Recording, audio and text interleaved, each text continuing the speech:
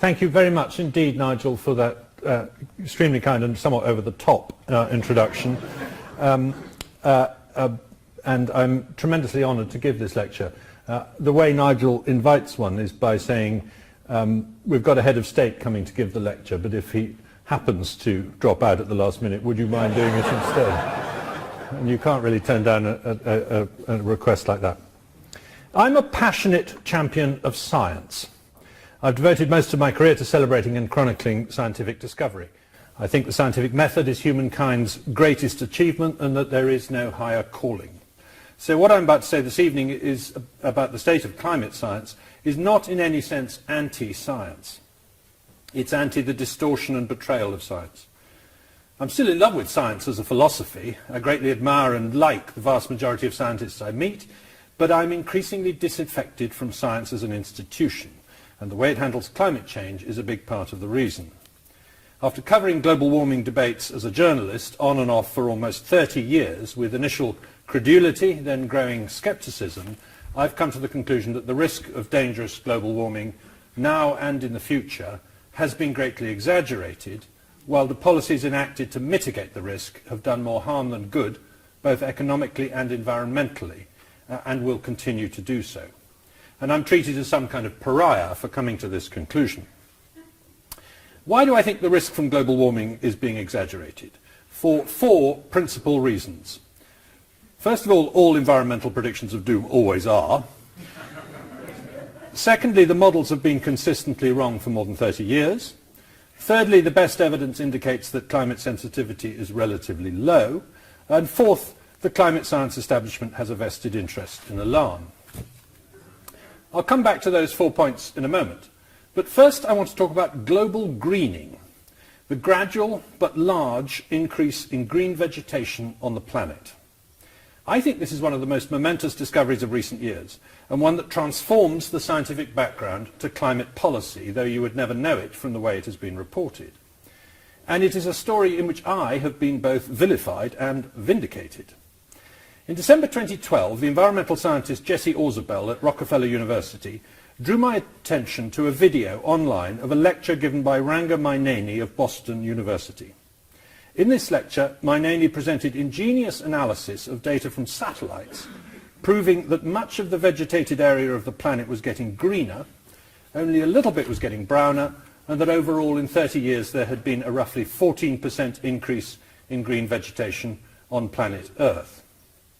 And in this slide, he argued that this was occurring in all vegetation types: tropical rainforests, subarctic taiga, grasslands, semi-deserts, farmland, everywhere.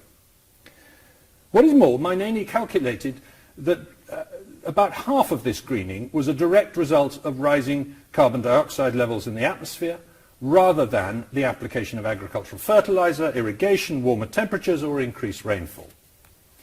Now, carbon dioxide, along with water, is the raw material that plants use to make carbohydrates with the help of sunlight, so it stands to reason that raising its concentration should help plants to grow. I was startled by Maineni's data.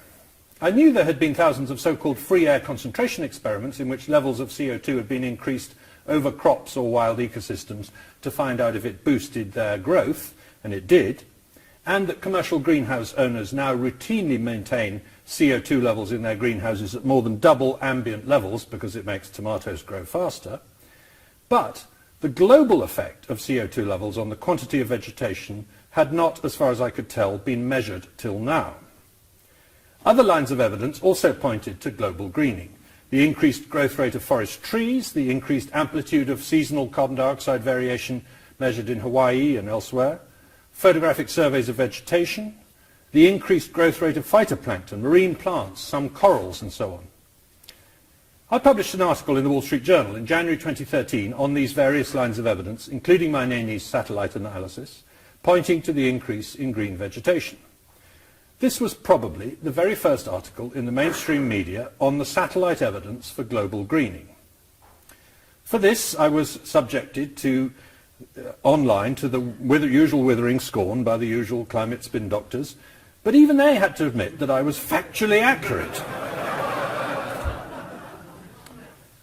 6 months later, Randall Donoghue and colleagues in Australia published a paper using satellite data to conclude that the arid parts of the planet, such as Western Australia and the Sahel region in particular, had seen a net greening of 11% over 30 years, similar results to Mainani's. Mainani's results, however, remained unpublished. I was puzzled by this. Then I realized that one of the IPCC's periodic assessment reports was in preparation, and that probably Dr. Mainani and colleagues might delay the publication of their results until after that report was published, lest, I quote, the skeptics have a field day with it. That last phrase comes from one of the ClimateGate emails, the one on 22nd of September 1999, in which Dr. Michael Mann approves the deletion of inconvenient data. Sure enough, Mainani's results were eventually published 3 years later in April 2016 in a paper in Nature Climate Change with 32 authors from 24 institutions in 8 countries, when the IPCC report was safely in the public domain and the Great Paris Jamboree was over. His results were now even stronger than he had concluded in his 2012 lecture. Now he said that 70% of the cause of greening was carbon dioxide, up from half. As Mainani's co-author and the lead author on the paper, Zhaixin Zhu of Beijing University, puts it, it's equivalent to adding a green continent twice the size of mainland USA. Frankly, I think this is big news, a new continent's worth of green vegetation in a single human generation. At the end of 2015, when this paper had been under peer review for 8 months already, so that he knew these results were coming, Dr. Mainani criticised me specifically, saying on a green blog that Ridley falsely claims that CO2 fertilisation is responsible for the greening of the Earth. Yet a few months later, he himself published evidence that, quotes, CO2 fertilisation explains 70% of the greening trend. In the press release that accompanied the article, he once again referred to me by name. Fame at last. As Richard Toll commented, the new paper vindicates what Matt Ridley and others have been saying all along, yet they apparently deserve to be kicked nonetheless. I wrote to Dr. Mainani, politely asking him to justify his criticism of me with specific examples. He was unable to do so. There are no upsides to having too much CO2 in the air, was all he was prepared to say. In the very same issue of the same journal was another paper from an international team about a further benefit of global greening, which concluded that CO2 fertilisation is likely to increase crop water productivity throughout the world, for example by up to 48% for rain-fed wheat in arid areas, and that, quotes, if realised in the fields, the effects of elevated CO2 concentration could considerably mitigate global yield loss while reducing agricultural consumptive water use, and their chart shows that without CO2 fertilisation, crops will become more water-stressed during the current century, according to the models. With it, they will become less water-stressed. These are huge benefits for the Earth and for people. The CO2 fertilisation effect is already worth trillions of dollars, according to detailed calculations by Craig Idso. At this point, Steve McIntyre of Climate Audit drew attention to my vindication on Twitter, which was very nice of him. Richard Betts, the Met Office's Twitter frequenter, protested that global greening was well known and had been referred to in the IPCC's report. This was misleading at best and false at worst. The summary for policymakers of Working Group 2 refers to global greening not at all. The full report of WG2, produced 6 months after the summary for policymakers in that reprehensible fashion so beloved of the IPCC, does very gently hint at there being some evidence of greening, but in a dismissive way and far too late to catch the attention of journalists. These are the only mentions I could find. If that's a clear and prominent statement that carbon dioxide emissions have increased green vegetation on the planet by 14% and are significantly reducing the water requirements of agriculture, then I'm the Queen of Sheba. Back in 1908, Svante Arrhenius, the father of the greenhouse theory, said the following in his book: by the influence of the increasing percentage of carbonic acid in the atmosphere, we may hope to enjoy ages with more equable and better climates. Perhaps he's right. Now let me get back to global warming. Gro Harlem Brundtland, former Prime Minister of Norway and UN Special Representative on Climate Change, said in a speech in 2007 that it is irresponsible, reckless and deeply immoral to question the seriousness of the situation. The time for diagnosis is over. Now it is time to act. I disagree. It's irresponsible not to challenge the evidence properly, especially if the policies pursued in its name are causing suffering. Increasingly, many people would like to outlaw, suppress, prosecute and censor all discussion of what they call the science, rather than engage in debate. We will not at any time debate the science of climate change, said 3 professors at the University of Colorado in an email to their students recently. Shamefully, much of the scientific establishment and the media seem to be prepared to go along with that programme and to bully any academic or journalist who steps out of line. This coercion was displayed all too vividly when the distinguished climate scientist Leonard Bengtson was bullied into resigning from the Academic Advisory Council of the Global Warming Policy Foundation in 2014 by colleagues' threats. He even began to worry about my health and safety. And when Philippe Verdier was sacked as a weather forecaster in France for writing an honest book, and when Roger Pielke was dropped by the 538 website for telling the truth about storms, no wonder that I talk frequently to scientists who are sceptical, but dare not say so openly. This is, I'm afraid, a ridiculous state of affairs. We're told that it's impertinent to question the science, and that we must think as we are told. But arguments for authority are the refuge of the highest of duties, blind faith, the one unpardonable sin. What keeps science honest, what stops it from succumbing entirely to confirmation bias, in my view, is that it is decentralized, allowing one lab to challenge another.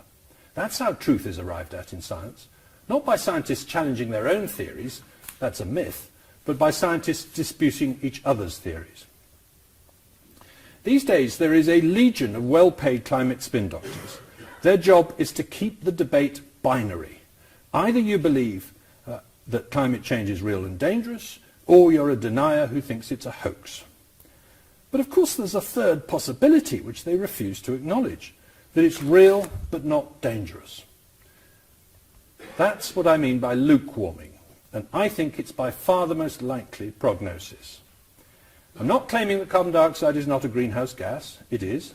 I'm not saying that its concentration in the atmosphere is not increasing. It is. I'm not saying that the main cause of that increase is not the burning of fossil fuels. It is. I'm not saying that climate change does not change. That climate does not change. It does. And I'm not saying that the atmosphere is not warmer today than it was 50 or 100 years ago. It is. I'm not saying that carbon dioxide emissions are not likely to have caused some, probably more than half, of the warming since 1950. I agree with the consensus on all these points. I'm not, in any sense, a denier, that unpleasant modern term of abuse for blasphemers against the climate dogma. They're the Guardian, and New Scientist never let the facts get in the way of their prejudices on these matters. Incidentally, some of my scientific friends accuse me of inconsistently agreeing with the scientific consensus that genetic modification of crops is safe and beneficial, but refusing to agree with the scientific consensus that climate change is dangerous. Other people, the Prince of Wales, for example, have exactly the opposite view. Well, my friends are wrong. I agree with the scientific consensus on GM crops, not because it's a consensus, but because I've looked at sufficient evidence. And in any case, as I say, I'm not disagreeing with the consensus on climate change. There is no consensus that climate change is going to be dangerous. Even the Intergovernmental Panel on Climate Change says there is a range of possible outcomes, from harmless to catastrophic. I'm in that range. I think the top of the range is very unlikely, but the IPCC also thinks the top of the range is very unlikely. The supposed 97% consensus, based on a hilariously bogus study by John Cook, refers only to the proposition that climate change is real and partly man-made.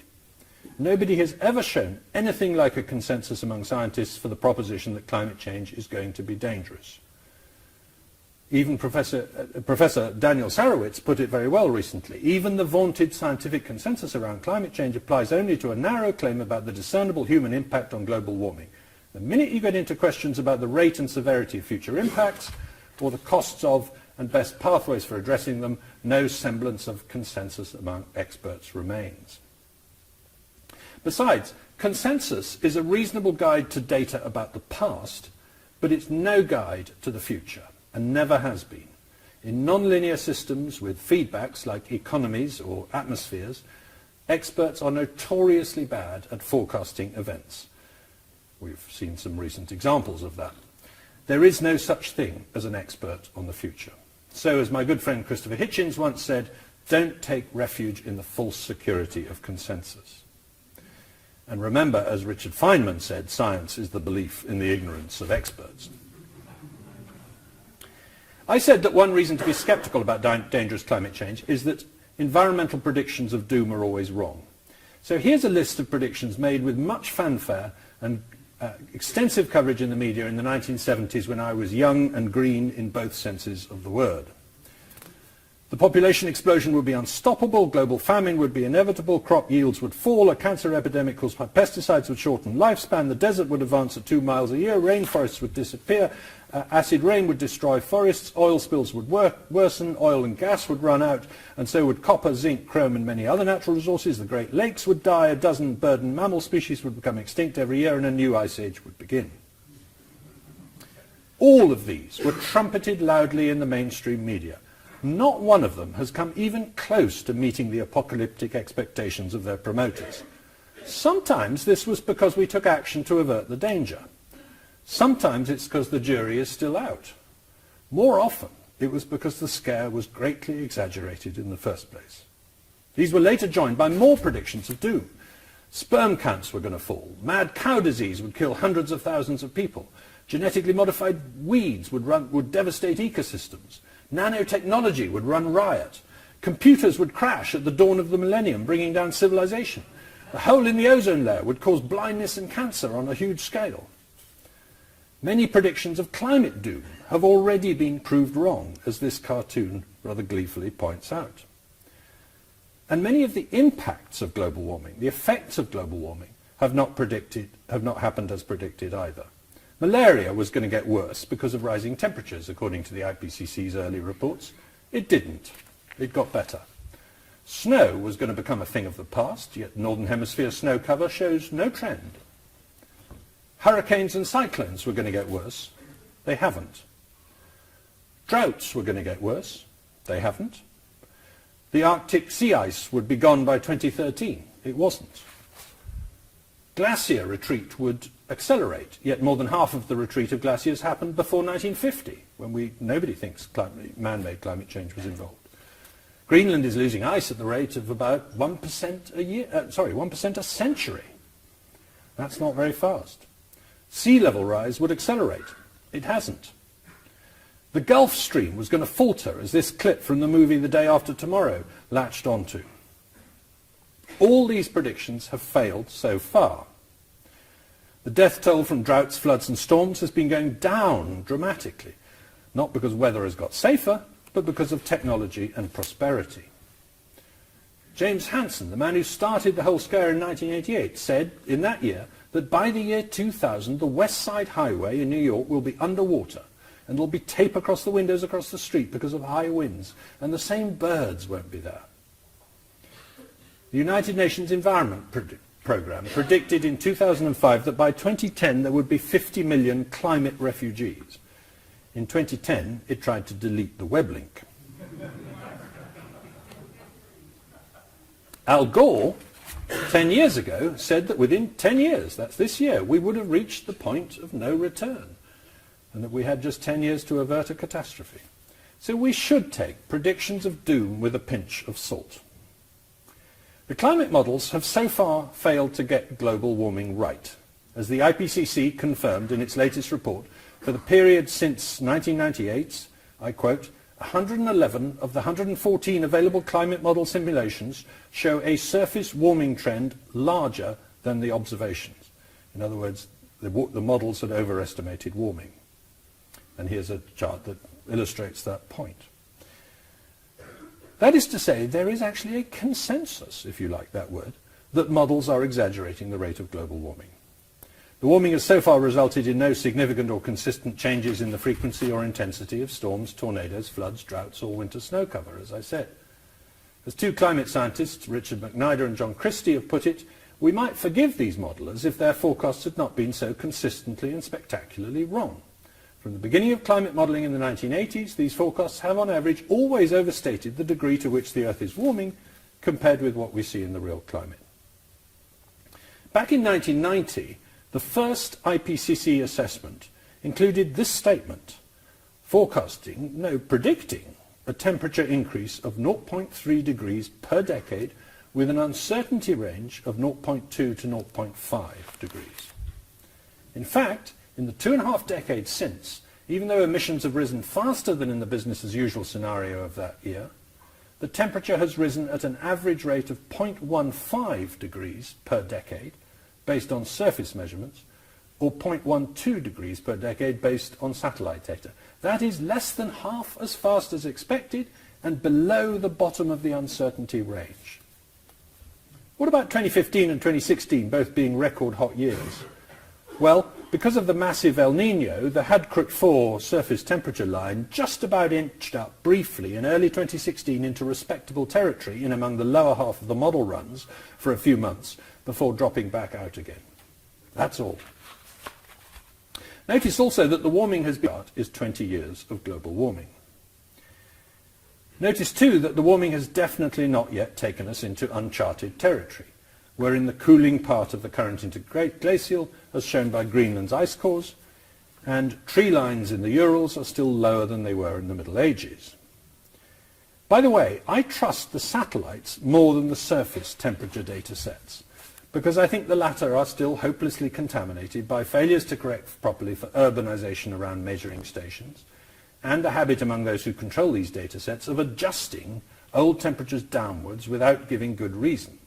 In the NASA record, which is shown here, the global temperature in 1910 has been mysteriously falling over the last 8 years. The global temperature in the year 2000 has been mysteriously rising. But, and here's the amazing thing, even if you take the surface data sets, the rate of global warming is far slower than predicted by the models.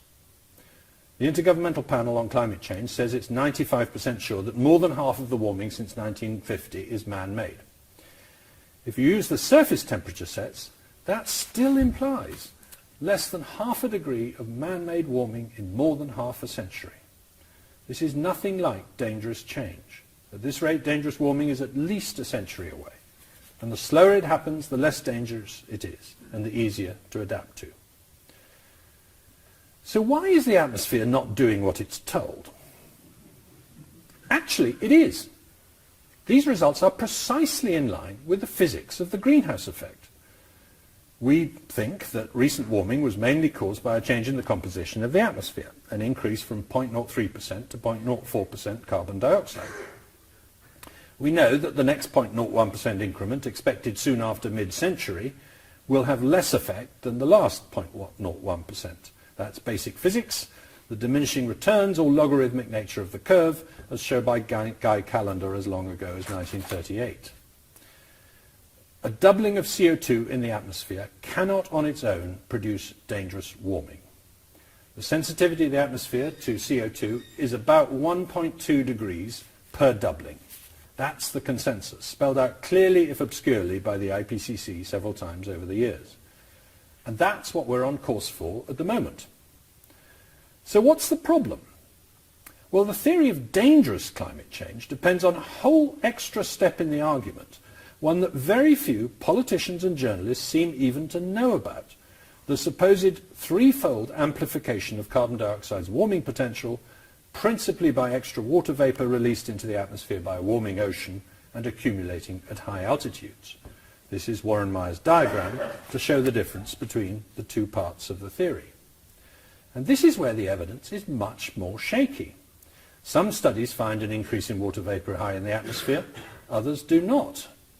One complication is that water has a habit of condensing into clouds, and we cannot either measure or model clouds anything like adequately yet. We know that clouds keep the surface warm at night, while low clouds in particular cool it during the day by reflecting sunlight back into space. But whereas the models generally claim that there is a positive correlation between the net cloud radiative effect and temperature, boosting the water vapor amplification, NASA's series data shows that there is a strong and significant negative correlation. that higher temperatures lead to more cloud cooling. That's a glaring discrepancy between models and data. Consistent with these discrepancies, recent attempts to measure the sensitivity of the climate system to carbon dioxide using real data nearly all find that it is much lower than the models assume, as Nick Lewis, Marcel Croc, Judith Curry and Pat Michaels have shown in recent years. Of particular note, the cooling effect of sulfate aerosols is smaller than thought, so cannot be an excuse for slowness of recent warming. So if it's consensus that floats your boat, then there is an emerging consensus from observational estimates that climate sensitivity is low. The models are simply assuming too rich a feedback. What's more, and this is very little known, all the high estimates of warming are based on an economic and demographic scenario called RCP 8.5, which is a very, very unrealistic one. RCP 8.5 assumes that population growth stops decelerating and speeds up again during this century. It assumes that trade and innovation largely cease.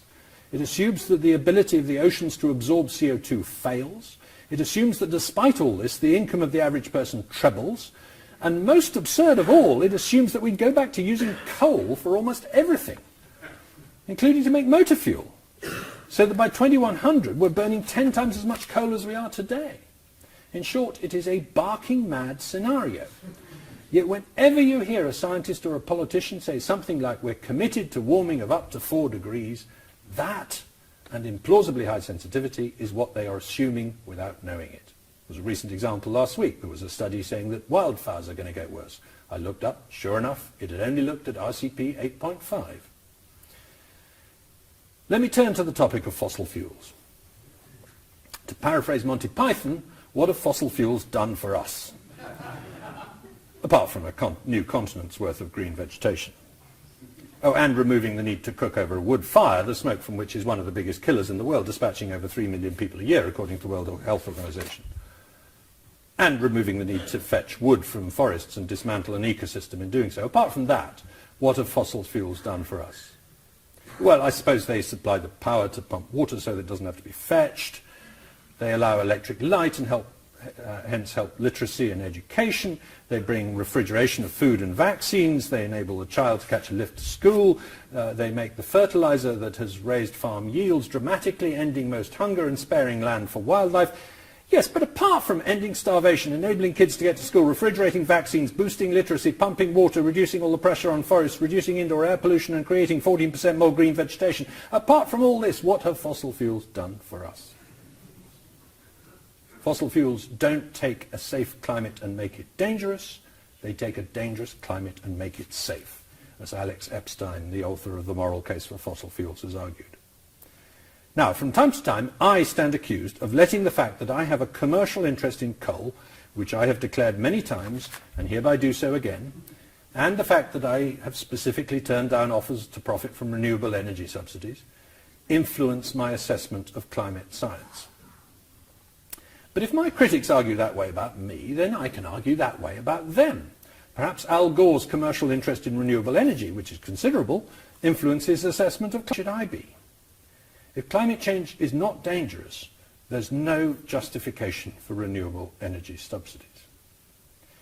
It is beyond question that global warming has generated enormous research funds, measured in many billions, and that this has stimulated all sorts of scientists from botany to psychiatry to link their work to climate change, and that almost none of this money flows to those with sceptical views. As the distinguished NASA climate scientist Roy Spencer has written, if you fund scientists to find evidence of something, they'll happily find it for you. For over 20 years we've been funding them to find evidence of the human influence on climate, and they dutifully found it everywhere, hiding under every rock, glacier, ocean, and in every cloud, hurricane, tornado, raindrop, and snowflake. So just tell scientists that 20% of their funds will be targeted for studying natural sources of climate change. They'll find those too. Suppose I'm right, and that our grandchildren find that we were greatly exaggerating the risks and underestimating the benefits of CO2. Suppose they do indeed experience carbon dioxide levels of 0.06%, but do not experience dangerous global warming or more extreme weather, just a mild and decelerating increase in global average temperatures, especially at high latitudes at night and in winter, accompanied by spectacular global greening and less water stress for both people and crops. Does it matter that our politicians panicked in the early 2000s? Surely better safe than sorry. Here's why it matters. Our current policy carries not just huge economic costs, which hit the poorest people hardest, but huge environmental costs too. We are encouraging forest destruction and increases in food prices by burning wood, ethanol and biodiesel. We're denying poor people the cheapest forms of electricity, which forces them to continue despoiling the environment. We're using the landscape, the rivers, the estuaries, the hills, the fields for making energy, when we could be handing land back to nature and relying on forms of energy that nature does not compete for, fossil and nuclear. But there's a further reason why it matters. Real environmental problems are being neglected. The emphasis on climate change as the preeminent environmental threat means that we pay too little attention to the genuine environmental problems in the world. We bang on about ocean acidification when it's overfishing and runoff that is hurting coral reefs most. We misdiagnose climate change as the cause of floods when it's land drainage and urban development that's the cause. We claim climate change as the cause of extinctions when it's invasive species that disrupt and damage ecosystems and drive out rare species. We say climate change is a threat to air quality when it's climate policy that has hindered progress in improving air quality. It was climate policy that drove us down the diesel route. We talk about losing seabird colonies to warming seas, and then we build wind farms that slaughter the birds while turning a blind eye to overfishing. Here's why I really mind about the exaggeration. It has downgraded, displaced and discredited real environmental of the kind that I've devoted part of my life to working on. I've worked on wildlife conservation projects in India, Pakistan and elsewhere. Climate change is the least of the problems facing birds like the western tragopan, the lesser florican, the cheer pheasant and the grey phalarope, rare species that I once studied and published peer-reviewed papers about. The climate obsession has used up money and energy and political will that could have been used for getting rid of grey squirrels, and I'm wearing a red squirrel tie, for protecting coral reefs, for preventing deforestation and overfishing, for weaning the rural poor in Africa off bushmeat and wood fuel. Please remember that the IPCC agrees with me that in terms of its economic impact, climate change is a minor issue. Once again, I'm not departing from the consensus. The opening words of the executive summary of Working Group 3's report on the impacts of climate change in the Fifth Assessment Report read as follows. For most economic sectors, the impact of climate change will be small relative to the impacts of other drivers. Changes in population, age, income, technology, relative prices, lifestyle, regulation, governance and many other aspects of socio-economic development will have an impact on the supply and demand of economic goods and services that is large relative to the impact of climate change. That's the IPCC's view. And here's the maddest thing of all. Current policy is not even achieving decarbonisation. Whatever your views on the urgency of reducing emissions, the policy of subsidising renewable energy is not achieving it. Switching to biodiesel or ethanol actually increases emissions. So does burning wood in power stations in Yorkshire. So does solar power in cloudy Germany, because the energy that goes into building the solar panels is more than you'll ever get out of them. So, in my opinion, do wind farms, because in effect they're preventing the replacement of coal or gas by nuclear. In 2012, Bjorn Lomborg calculated that 20 years of climate policy had reduced global emissions by less than 1%. Yet during that time the world had spent more than $1 trillion to subsidise wind and solar power alone. Between them, wind and solar power, as you can see from this chart from 2013, have still not achieved 1% of world energy provision.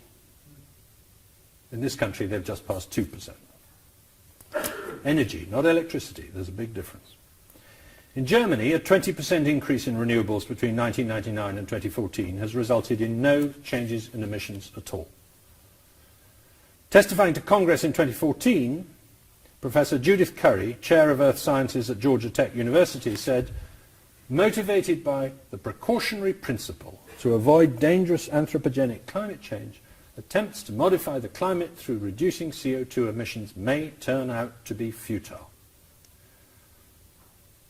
When Nigel Lawson set up the Global Warming Policy Foundation in 2009, almost everybody agreed that global warming was the greatest threat to humankind in the 21st century. Now I would venture to say that almost nobody except those with a vested interest really thinks that. The proportion of Americans who are not worried at all about global warming has doubled since 1990. The presidential candidates are not talking about climate change at all. Why? Because voters consider other issues more pressing. In one recent poll of Americans, just 3% said they think climate is the most important issue.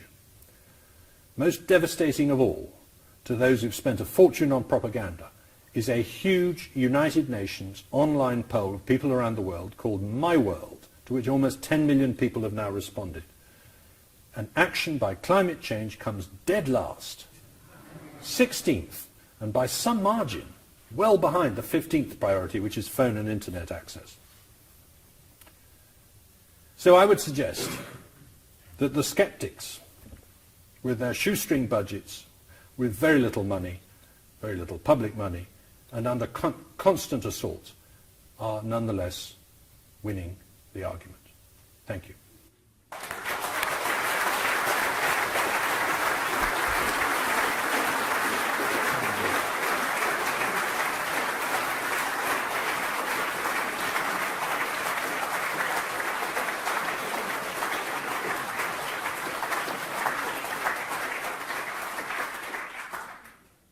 We had here a perfectly normal lecture with a perfectly normal debate. The fact that some green fanatics have tried to pressure the Royal Society in cancelling this event, believe it or not, just shows we still have a long way to go. Hopefully one day we will have here a debate with some of the scientists who were in the audience sitting here in the panel and discussing that like grown-up people with different views being allowed to be voiced and a proper debate. And that's what's missing. No one is claiming we're right, the others are wrong. What is lacking is this vigorous debate where grown-up and responsible arguments and people can exchange their views. It has been far too long that this debate has not happened, and I hope one day we will come back to the Royal Society with a proper debate. Thank you for coming. I hope you enjoyed Matt's great lecture and the debate, and see you next year.